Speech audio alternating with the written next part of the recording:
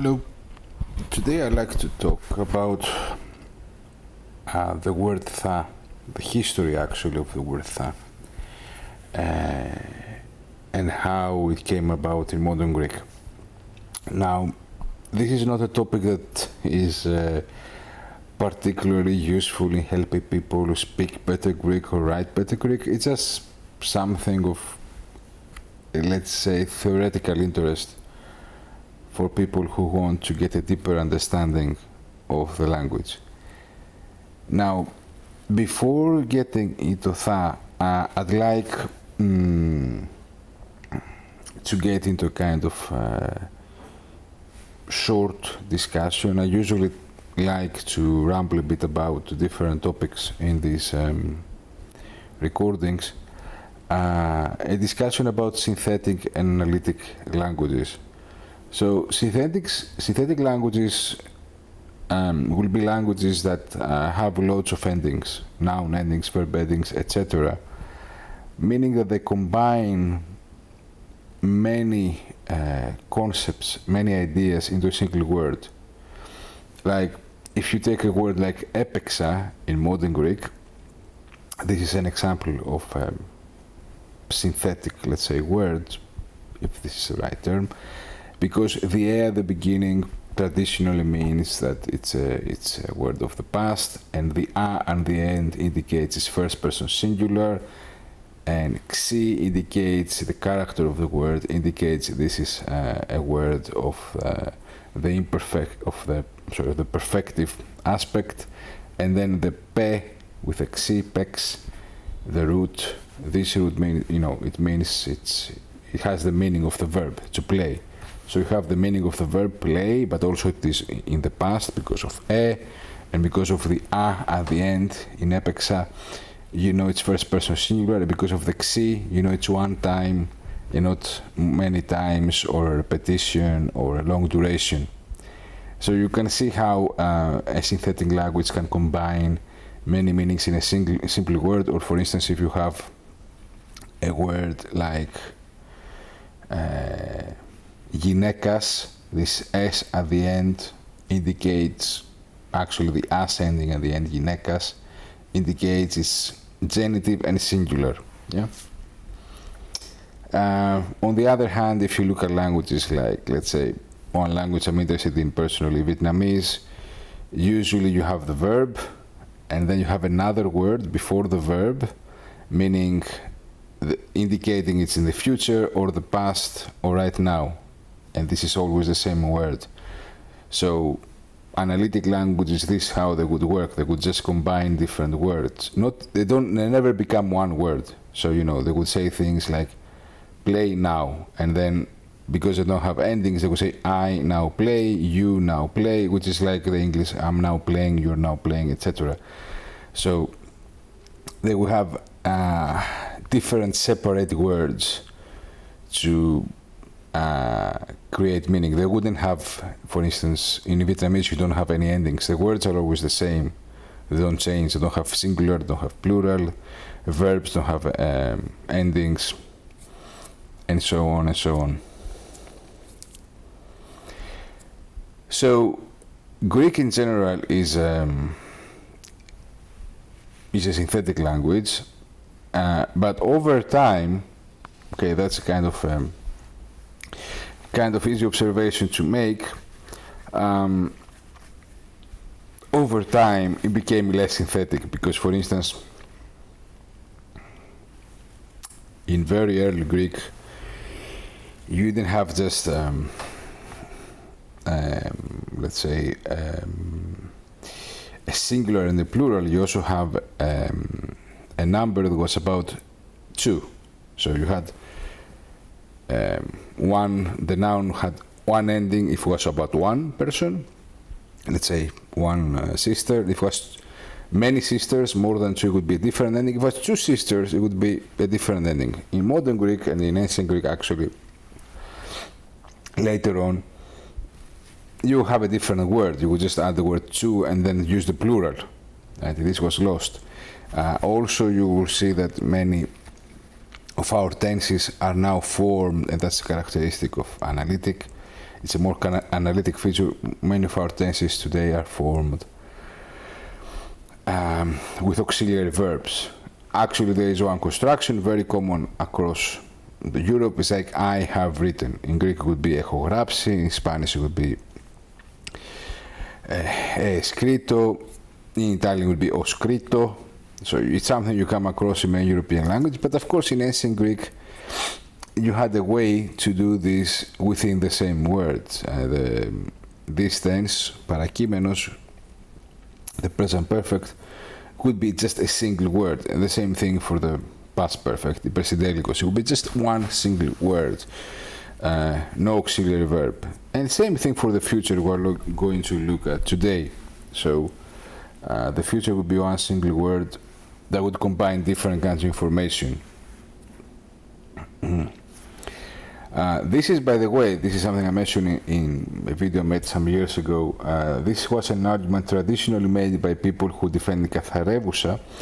To say the Katharevousa is, they wouldn't use the word analytic, I think, or synthetic. They would say the Katharevousa is better at providing, let's say, at providing meaning with less words. This is how they would often do it. And they would say, they would give you like a translation of a text from Katharevousa to modern Greek to Δημοτική and say, look, Δημοτική uses more words. And yeah, indeed, like, it's nice, it's always nice if you can say something using less words. I don't think this is a bad thing, but on the other hand, I don't think it would be the sole consideration in choosing a language. In general, I think I'm talking about my experience now, okay? I'm not making some kind of general linguistic assessment. In general, European languages, when you look at them, have a tendency to become more analytic with time. Like, for instance, if you look at the Atlantic languages, they have lost their grammar cases. English is the same. The grammar seems to be simplified and offer, its place is taken by vocabulary. Of course, I know there are some counter-arguments to this, but I'm just talking now about my own impression from having studied several different languages and knowing a few things about the history of some of them. This seems to be the overall tendency here. Now, obviously, sometimes it might be reverted in the sense that, for instance, in very early Greek, in Homeric Greek, this the αύξηση, the augment that indicated the past was a separate word. So it was a kind of analytic feature. It meant before or earlier. And with time, it just became part of the word, so it became synthetic. So sometimes this thing, analytic, synthetic, can work in a secular fashion. But again, my own impression from most European languages is that not only do they simplify the grammar, but they simplify the grammar in similar ways. Like, for instance, this periphrastic past and present perfect, right? Which is present in so many different European languages. Let's look now, finally, after a kind of long introduction, to the word tha. Now, let me say this. First of all, there is a common misconception. It comes from θέλω να. It's not exactly like that, right? That would be the first thing to say here. It's a bit more complex than that. Anyway, originally in Attic Greek, the future, as you said before, the simple future would be formed in a synthetic way. However, in modern Greek,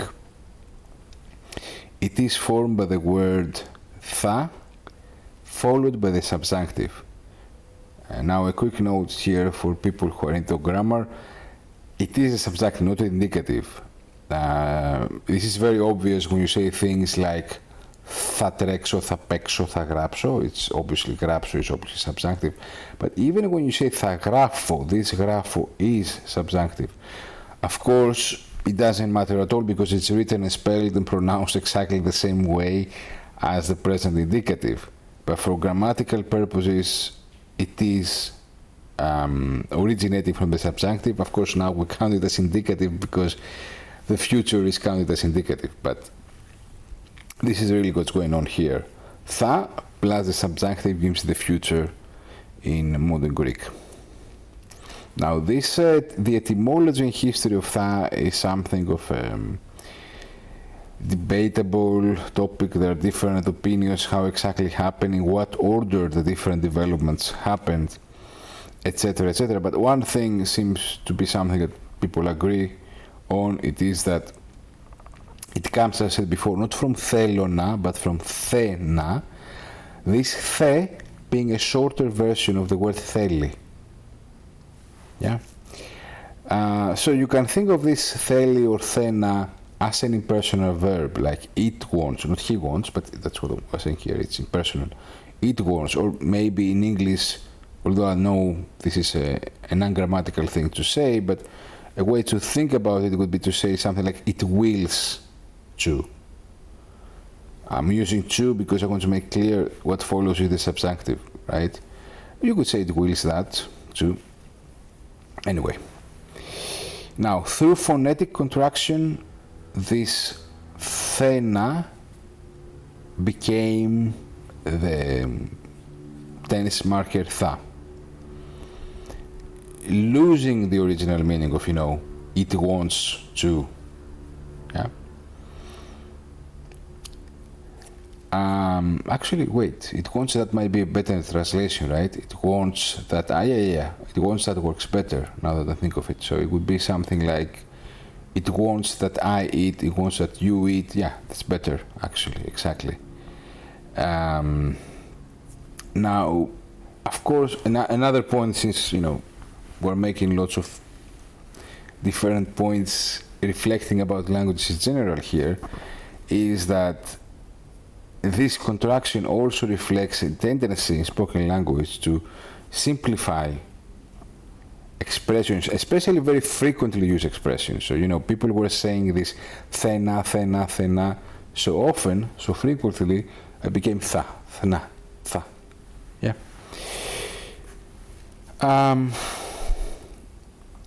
So this is how we came to this wonderful modern Greek word tha, right? You can think of it, you can compare it to the English word will. That's what I often say to students in my classes, think of it as something like I will, you will, etc. But I don't give this explanation because obviously, the vast majority of students, if you get into this kind of detail, will just freak out, right? They don't want to know these things. That's why I take the opportunity in these recordings to discuss some of these things in more detail. As I said, there are some interesting discussions about in what exactly order these transformations happened, and also keep in mind that originally we had another periphrastic expression. Periphrastic means using more than one word, right? So, again, if you think of analytic languages tend more towards periphrasis, towards using more words rather than combining formation into a single word.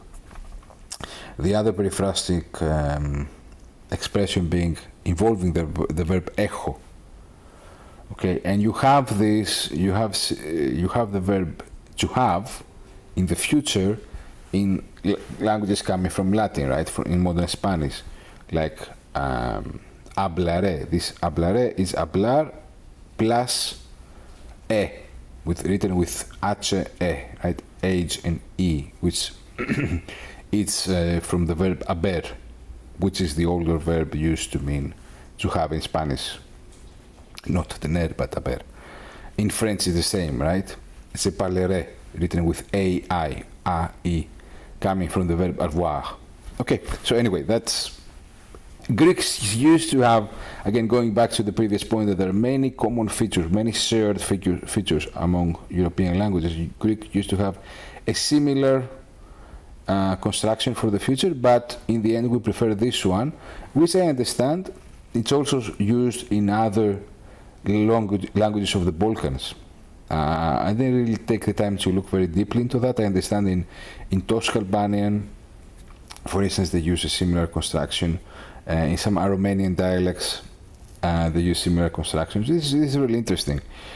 So it seems to be a geographical thing, it's spread from Greek to other Balkan languages.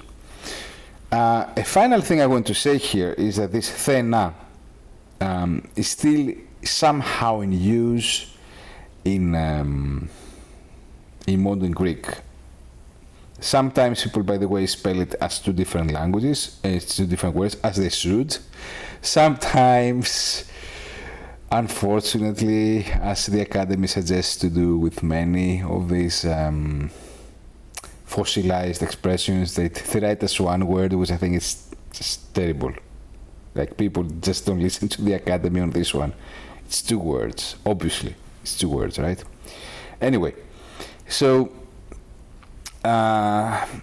this thena does appear. It appears, I mean, I've heard it in kind of popular expressions. Αν ενάρθει θα ενάρθει, for instance, or in some demotic songs, δημοτικά τραγούδια, right? I believe it is also used, I saw on the internet that some people claim it's used on that island or this island, but, you know, since I don't really speak any of these dialects of the islands, I'd rather not get into that, because what is really used and what is really not used in these dialects, you can only know if you are in close contact with it, because we don't, you know, it changes a lot with time. These dialects are also getting lost very quickly due to immigration and to a low birth rate. So, I mean, I really don't know what's going on there, but if any of you lives on an island like Cyprus or some of the Dodecanese, it might be something worth keeping in mind, that you might listen to this. And I believe this is all I have to say for today. Thank you for listening.